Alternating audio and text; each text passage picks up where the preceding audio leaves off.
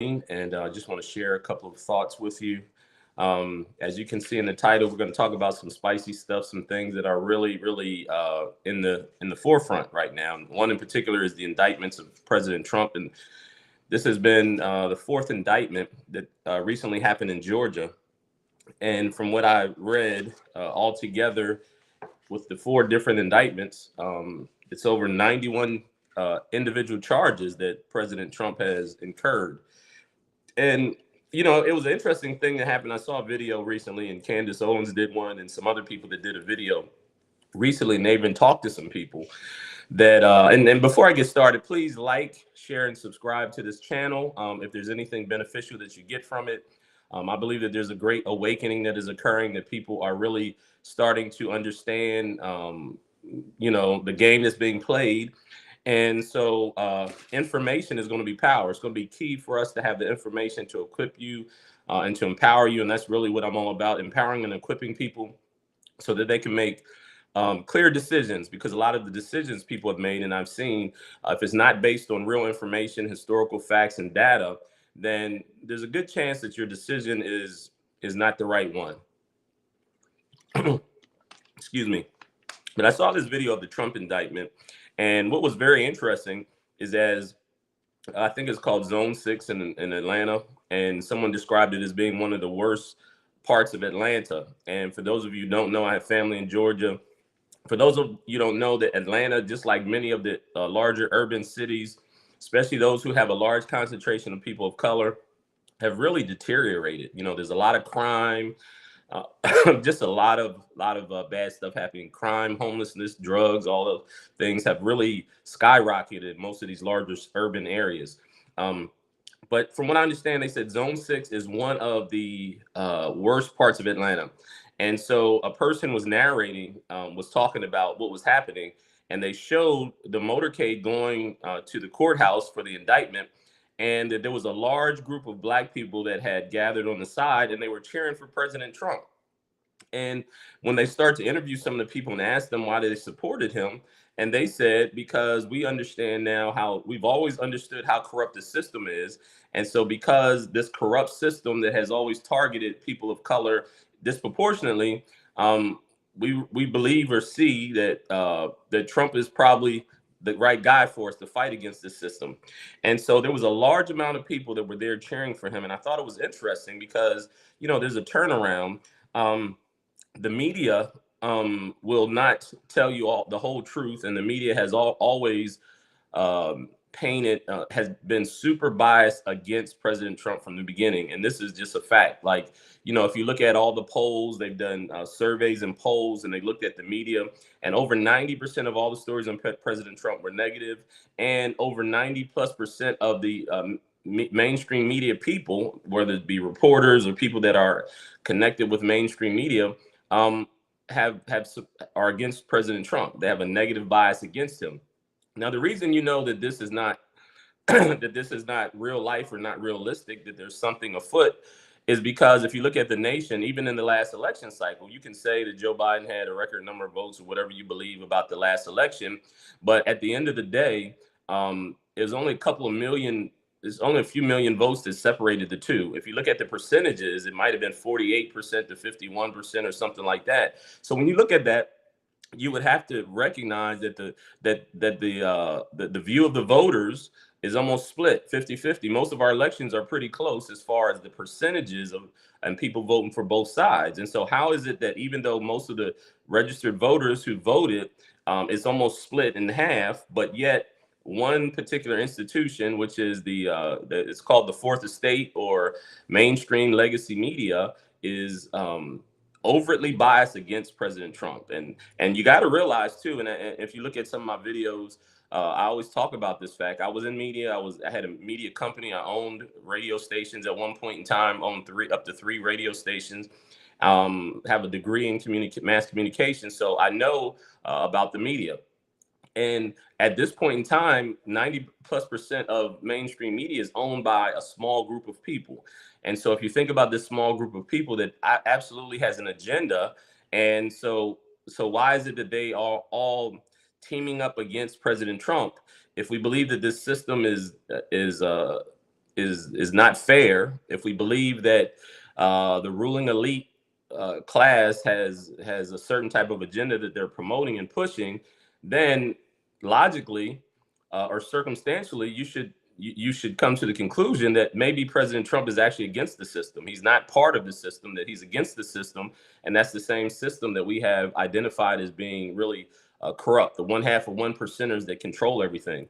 And so it's interesting to me how some Black people still have been so emotionally triggered by President Trump and even his presidency, and even the fact that he's a Republican, that they will throw logic out the window and they will simply stand on what they believe. And I'm going to talk about why that is. And the reason I say that is because before 2015, Trump was a hero in the Black community. There's all these rappers, these famous rappers, Jay-Z, T.I., they have songs where they lauded Trump. There's a song that Jay-Z said, "I'm in the Trump Hotel. You can catch me in the Trump Hotel," whatever the case may be. And so Trump was like a hero to the Black community because he represented wealth and power. He was from New York City. You can see pictures where he's posing with Jesse Jackson and Al Sharpton, Muhammad Ali, Rosa Parks. He was, these famous boxers, Mike Tyson, Floyd Mayweather, and some of these were friendly with Trump because of the fact that he helped them make money in the Trump casinos. And, so it's interesting how he went from being a sweetheart of the Black community, receiving NAACP image awards and different things, to immediately in 2015, when he ran for president, now he became a racist. Now think about this logically. Let's use common sense for a second. If you are 70 years old, for the most part, who you are, your personality and your beliefs are usually pretty much set in stone. I mean, you could change, you could get some more information and change your opinion or viewpoints, but usually by the time you're 70, you're pretty secure in what you believe and how you feel. And so how is it that this man who's been in the public eye for so long, he had a very popular series called The Apprentice. Again, you go to New York City, you see the Trump Towers, you go to Chicago, you go to Las Vegas, they have the Trump, name on the casino and all this other stuff. How did all of a sudden he became this super racist? Now, I'm not going to get into the details of that. I would suggest to most of you, if you have just this foregone conclusion that he's racist, and most of the time when you ask someone, they'll tell you the statements that he supposedly made that were racist. Go and listen to those statements in their context. See, that's an important piece. When you're looking for truth or data or information or facts, you have to take it in its context. For instance, and I'm gonna move on, I'm just use this for an example. They keep promoting this idea, even in Charlottesville. This is one that's easy to talk about. In Charlottesville, you guys remember there was a group down there that wanted to tear down the statue. Some white supremacists came there, and there's a big riot, and all this other stuff happened. And so they reported that Trump said there was good people on both sides. And so we have these white supremacists, and we have these people that wanted to take down the statue of this Confederate soldier in Charlottesville. And so there was like pretty much a big war. I mean, a big skirmish ensued. And so when they asked President Trump about it, he said there was good people on both sides. And so what they tried to promote was the idea that he was saying that the white supremacists were good. There was some good people over there too. But when you take the quote in its proper context, they asked him about the issue of the statue being there or the statue being taken down. Because some people will argue in the South, and I lived in the South for several years, that some of these Confederate statues, people want to take them down. Other people say, just leave them up. They're there. It's a fact that this happened, So he said that there's good people on both sides of that argument or that issue, whether to take the statue down or keep the statue up. But what they did was they said, well, no, he said that there's good people on both sides, meaning some of the white supremacists were good people, but that's not what he said. It was taken out of context. Another one, real quick, was the Mexican thing. He talked about the illegal immigrants coming across the border. He said many of them are not good people. He said they don't send the best people across the border. He said some of them are rapists and murderers and drug dealers or whatever the case may be. And so, of course, they took that quote out of context to say that he said that Mexicans were rapists and murderers. And that's not what he said. He said some of the people coming across here illegally are not good people. And so, again, it's important to look at things for context. And if you are really wanting the truth, then you should take the actual quote in its context and use it to shape your opinion. Don't allow your opinion to be given to you by the mainstream media, because that's what they're doing. They're telling you what to think about things. They're no longer telling you. I think about Joe Biden, President Joe Biden, and so many things that he said that were not accurate. You know, he said he went to jail with Nelson Mandela in South Africa. That's not true. He said a whole bunch of things that absolutely are very provable to be a outright lie, but yet they never called Joe Biden a liar. But yet they consistently, anytime President Trump said something, whether it was accurate or maybe an exaggeration, they immediately talked about how many times he lied. How come they don't use that same term towards President Joe Biden? I remember a debate between Trump and Hillary, and in the debate, they were fact checking both sides. And when Hillary said something that was inaccurate, they said, well, that's not completely true. When Trump said something that was inaccurate or deemed to be inaccurate, they said that's a lie. So you have to realize that psychologically, they're telling you how to feel about these situations and circumstances. You should never, and about people, you should never allow someone to tell you how to feel about things that are important to your life, like whether or not you support someone or whether or not you think someone is a racist or anything like that. Don't let people tell you how to feel about it. Take the facts, use things in proper context, and then make your decision. That's how you get manipulated if you don't. And so how does that happen? I'm going to talk about a couple of things in order to kind of break this down a little bit. And you guys have heard me talk about some of these things before. One of the things that they did is a thing called groupthink. Now, what happened is in Europe, you had out of the Dark Ages, you had this time called the Age of Enlightenment. You also had what was known as the Industrial Revolution. And what happened before then? In Europe and many places around the world, you had like a feudal system where you had a king or a monarch or someone who's in charge, and they controlled everything. And then the people would basically be subservient to these leaders or monarchs or whatever. And so there was an idea of these people that are like royal families or kings or whatever the case may be. It's this thing, and I've talked about this a lot, called hegemony. When you get a chance, look it up. Hegemony, and I make sure I spell it right. Hegemony. Hegemony. Hegemony is the idea that certain people or certain groups of people should be in leadership, or they should rule over other people. And I'm paraphrasing the definition. And so the hegemony in Europe was the aristocracy or the royal families and those type of things. And so what happened is they were able to control the masses. But when you had the Industrial Revolution and different things like that, there was a population explosion, which meant it was nearly impossible to rule over all these people because the population had exploded in the world, in Europe and other places, because the standard of living was raised to the Industrial Revolution and different things like that. People were able to be more they will be able to control their own destiny. You have a middle class that's raising up and all this type of stuff. And so the ruling class recognized that it was impossible for them to maintain the same control that they had before. And a lot of it has to do with wealth, of course, because we know that the love of money is the root of all evil. But anyway, so they started to study psychology, human psychology, and they have these people that help them to promote their agenda of being in charge of everything.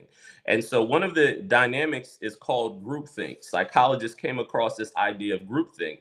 And I'm going to explain it to you, which is why the media is so important, and understanding the media and how it operates, propaganda and those type of things. So the Nazis in Germany, during the time of Hitler and the Nazis, Edward Bernays came up with this idea, the propaganda, but now it's called public relations or whatever, and they tied that in with psychology and to learn how to control what's called groupthink.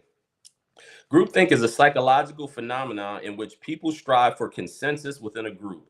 In many cases, people will set aside their own personal beliefs or adopt the opinion of the rest of the group. The term was first used in 1972 by social psychologist Irving L. Janis. Now, although they started using that term, the concept of groupthink had been studied long before that, years earlier. People opposed to the decisions of overriding opinions of the group frequently remain quiet, preferring to keep the peace rather than disrupt the uniformity of the crowd. The phenomena can be problematic, but even well-intentioned people are prone to making irrational decisions in the face of overwhelming pressure from the group.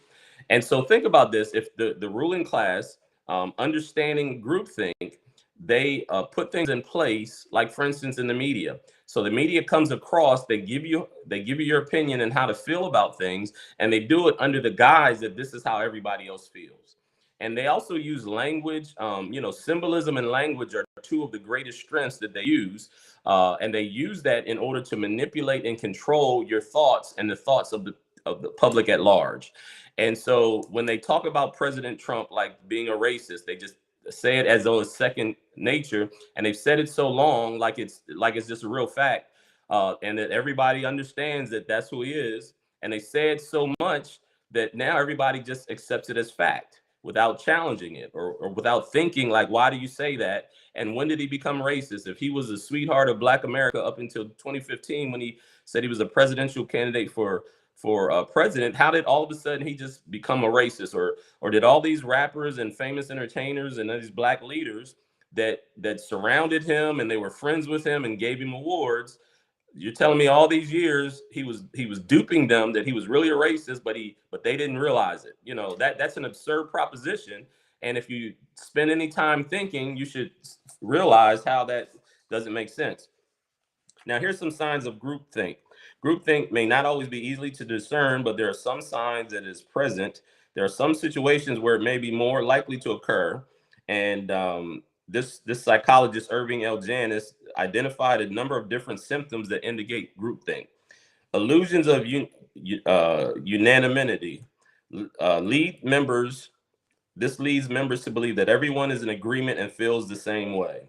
It is often more difficult to speak out when it seems that everyone else in the group is on the same page. So they just take it as just a fact that, hey, everybody feels this way, or everybody knows. You hear those type of phrases. Everybody knows, or it's well documented that this and that occurs. And what that does is it puts pressure on you to believe, well, if everybody else feels this way, then this must be a fact, or this must be true, or I don't want to rock the boat, so I'm just going to go along to get along. And that has a lot to do with President Trump. Like, a lot of people, because so many people had so much vile stuff and anger and bitterness towards him, and they were triggered so much by him, that a lot of people that even supported him or didn't feel the same way, they would just sit there and laugh or go along with the crowd. Another sign is unquestioned beliefs. It leads members to ignore possible moral problems and not consider the consequences of individual and group actions. Groupthink is also how riots get started. So in order to get a riot started, if there's a lot of emotions and feelings, a lot of times it only takes one person to set it off, and then everybody else is going to follow suit, right? Everybody else will go along with the crowd, and that happens all the time. Even the funny thing about it is, if you see your favorite team win the championship, a lot of times there are riots that get started because people are in such a frenzy and so excited about their team winning that one person starts it off and then everybody else kind of goes along with it. Rationalizing. Rationalizing prevents members from reconsidering their beliefs and cause them to ignore warning signs. Stereotyping leads members of the in-group to ignore or even demonize out-group members who may oppose or challenge the group's ideas. This causes members of the group to ignore important ideas or information. And I'll tell you, the liberal left is really big on that. Now, I'm not Republican or Democrat, I'm independent, but the liberals are really good on that, because if you ever see a liberal get into an argument with someone, and that argument, and they're losing it based on facts, or they don't have evidence to back it up, they'll immediately go to name calling or stereotyping. Like, if you are, and language is important and symbolism is important. So if a white person says they support Trump, oh, they must be racist. You must be a racist. Or if you say that I don't support redefining marriage, then they'll say, oh, you must be homophobic. Or if you say, if I say that I don't believe that abortion should be, that people should have abortions and kill babies, then what will they say? They'll say, oh, you're misogynistic. You're trying to tell a woman what to do with her body. You're part of the dominant male patriarchy. And so they stereotype and put you in certain categories without even talking or discussing the facts or the information. Because if you drill down to the facts, then most of these arguments are not logical. They fail. But it's easier just to stereotype and put somebody in a category than it is to argue facts.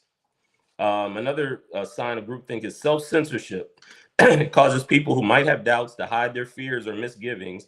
Rather than sharing what they know, people remain quiet and assume that the group must know as well.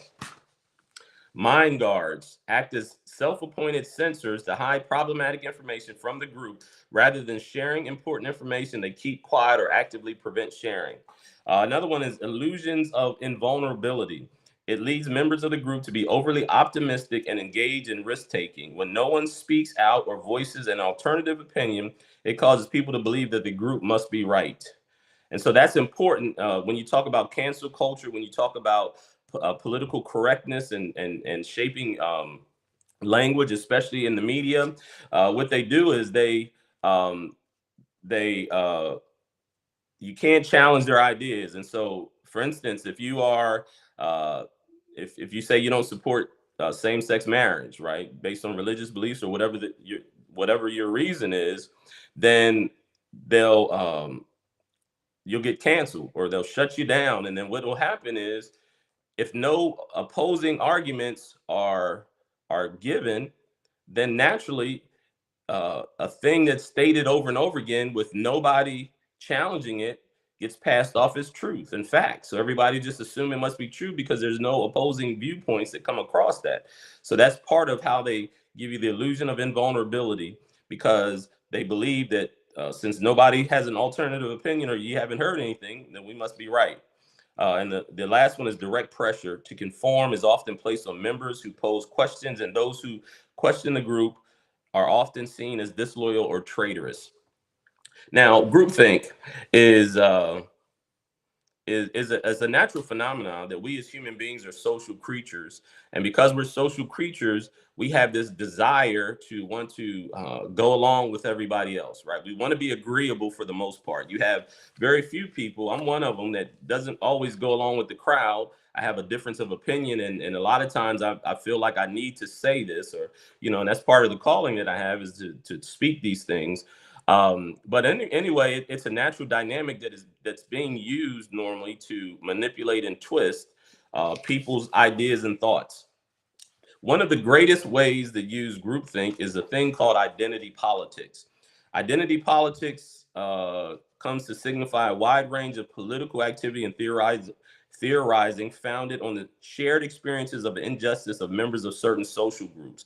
Rather than organizing solely around belief systems, programmatic manifestos, or party affiliation, identity political formations typically aim to secure the political freedom of a specific constituency marginalized within its larger context. Members of that constituency assert or reclaim ways of understanding their distinctiveness that challenge dormant characterizations with the goal of greater self-determination. Now, this is from Stanford University.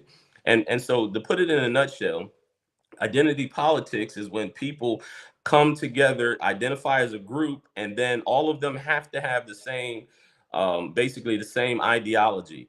And so instead of people coming together and agreeing and forming alliances based on ideology, they do it based on identity. And that's not good. That's why you hear Joe Biden say things like, if you didn't, when he was running in 2020, if you don't know whether to vote for me or not, then you must not be black. And so the implication is that all black people have to be the same. All black people have to be Democrat. All black people have to be against Trump and the Republicans and the right. All of them have to be that, like that, right? That is identity politics. That is groupthink 101.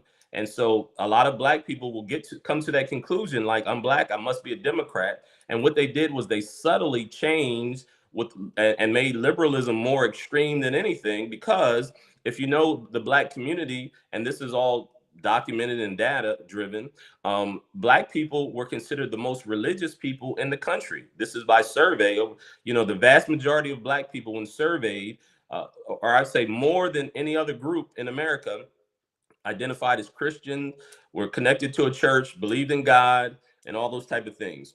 And most of the values that come with faith in God were ones that they espouse. So most black people believe that you know, marriage was between a man and woman.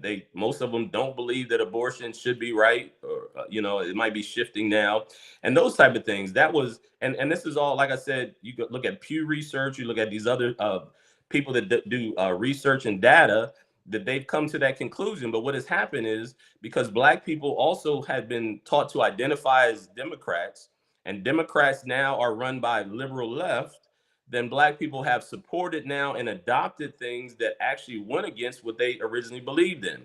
And so there's this commonality now that if you're Black, you have to support things. And I know this to be firsthand. I had written an article years ago, and I talked about what the Bible says about marriage and those type of things.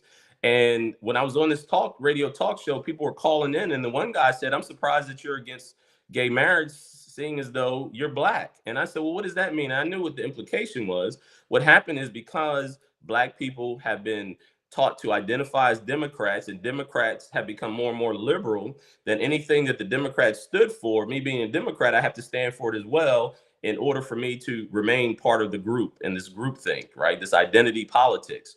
And so it's dangerous, because it has really reshaped the way Black America thinks to a large degree, right? So now you can't stand for your faith and be Black based on how that thing how this all runs. And so we just kind of go along with what the Democrat liberal left says. And that's why they will tell you that if you didn't vote Democrat, then you're not Black, or you're some kind of a sellout or something like that. And that's just not the case. But it's based on identity politics. And identity politics, as I've stated before, when they studied groupthink in psychology, they had these think tanks like the Frankfurt School in Germany and the Tavistock Institute, and these things had these people, these intellectuals, what they call them, I'm using air quotes. They came together in order to promote their agenda, and so then they come out and they execute it in the mainstream, right? And so one of the things they did is they separated people in categories, and then they use identity politics and what is known as critical theory. And so critical theory has these different components that are used in identity and identity politics to control you. And so the feminist movement, second wave feminist movement, the Black civil rights movement was hijacked by this same type of ideology.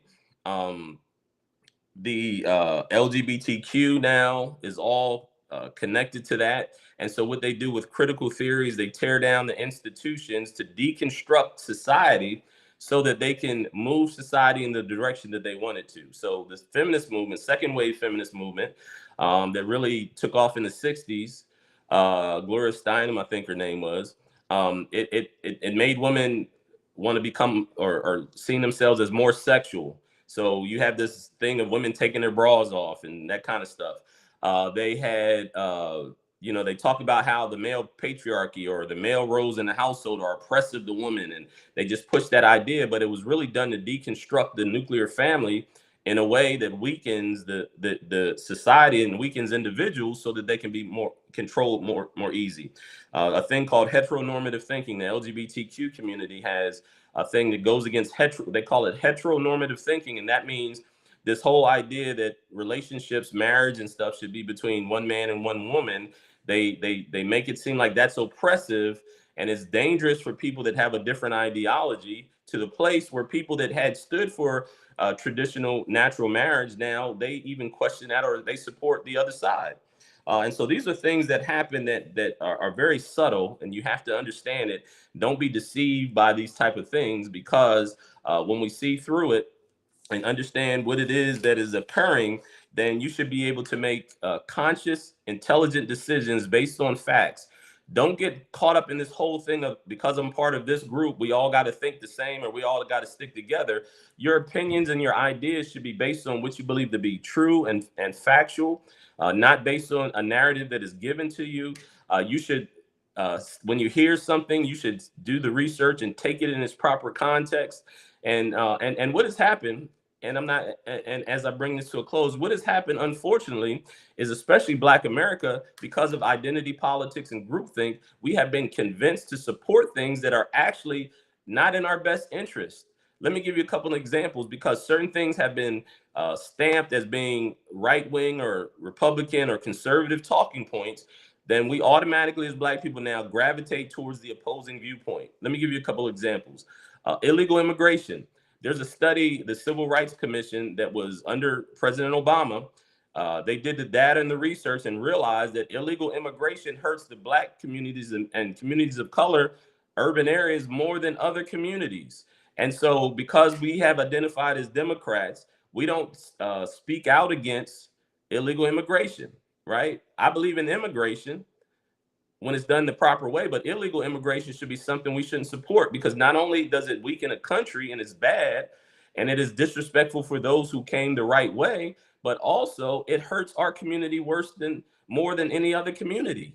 So, but because of groupthink and identity politics, we're actually supporting things that were intended to harm us, or may not be intended to harm us, but the natural result of it is harming us. Abortion.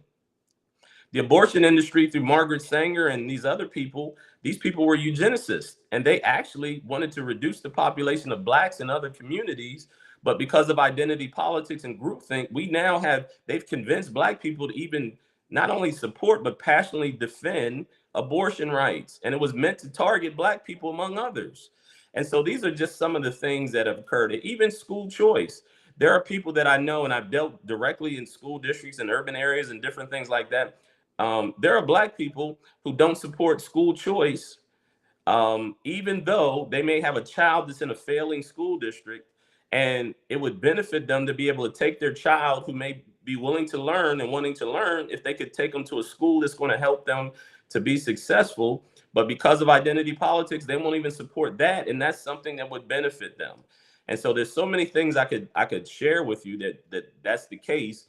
But anyway, I just wanted to make you aware of these things so that you can be educated and so that you can not be deceived by what is happening, because ultimately it's the principles that we should stand for. Instead of people, parties, and personalities, we should stand on principles and platforms. That's the thing in politics and in life that you should aspire to do. Have principles and platforms that line up with not only your faith, if you're Christian, absolutely your faith, but also with your morals and your values as well. And they should be one and the same. But in case you're not a Christian, you should have morals and values, and who you support and who you choose to follow should be those people that line up with your morals and values, not people, personalities, and platforms, because they put somebody in front of us and we like them, and so we support them or defend them. And likewise, we've been taught to not like somebody, and because we don't like that person, now we don't support what they stand for, even if those things are in our best interests. And I'm gonna leave you with this. I had a person, this is early on when Trump became president. Again, I'm not a Republican, I'm not an independent. I'm an independent. I'm not a Republican or a Democrat. I was a Democrat for a long time, worked on presidential campaigns for Democrats, voted for Democrat for many years until my eyes were open. And now I'm independent because I have to focus on principles more so than people, parties, and platforms. But anyway, here's what happened. So there was someone who was sharing some ideas, and they said when President Trump was president, the economy was booming before COVID hit. Black people, Black America, the unemployment rate in Black America was all-time low. The standard of living in Black America had been increased. HBCUs had got permanently funded under the Trump administration because they put it in place where they were going to permanently be funded. The opportunity zones were created to help urban areas, and I know these things to be a fact. You can look them up yourself. Cory Booker and Senator Tim Scott were instrumental in getting those things done. All those things were done to help Black America, right? And so a person was sharing that information, and this comment came out that a person said, I know that, my taxes are down, my paycheck's higher, he's done stuff to help our community, but I don't like him, so I'm not going to vote for him, or I don't support him. And that's absurd. That's ridiculous. It shouldn't be based on whether you like a person or not. It should be simply based on if this person stands for the principles and has a platform that aligns with my beliefs, or things that are beneficial to me, or things that can help me and my family, or help me to take care of my family. That's what it should be based on. But because of this groupthink and identity politics, we have actually been convinced and deceived and supporting things that don't even not only line up with my morals and values and my faith, but also are detrimental to my well-being and my ability to live a life that I can determine to live. And so anyway, this has been Dr. Joe Green. Please subscribe, like, and share to the channel. I'm going to be bringing a lot more videos your way, and hopefully this is beneficial, and you'll be able to share with other people, but more importantly, that you'll be empowered, you'll be encouraged, and you will be equipped to go out and to live the best life that God has for you. God bless you. Talk to you soon.